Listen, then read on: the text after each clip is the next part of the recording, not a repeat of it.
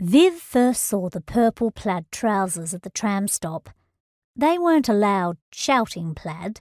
They were a subtle, barely discernible thread of purple-grey, making a shadow of plaid against the two-toned grey plaid of the cotton trousers.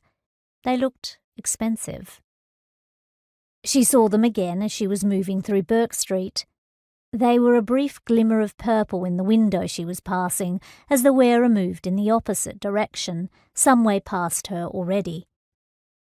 It was absolutely possible that this was a different wearer entirely, but Viv found herself slightly cheered by the sight of them anyway, as though the splash of colour had made its way into her life again just to cheer her on. Today had not been a good day, and tomorrow probably wouldn't be either.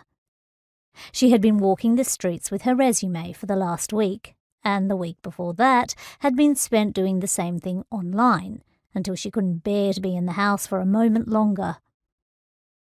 The drawback of working for a small family business for 15 years was that it was small and family when it came to apologising for never having the extra money to give Viv a raise, and all business when it came to firing her at a week's notice after she had a bad enough accident to ruin muscles and discs while working overtime that wasn't paid or official but was expected. Dropping off resumes wouldn't do a lot of good, but it wouldn't do any harm, and Viv was fairly sure that if she stayed in the house any longer, she would go mad with either exasperation or pain, or perhaps both. She had already applied for every online job she could find. She had also managed to score a temporary job running a cash register.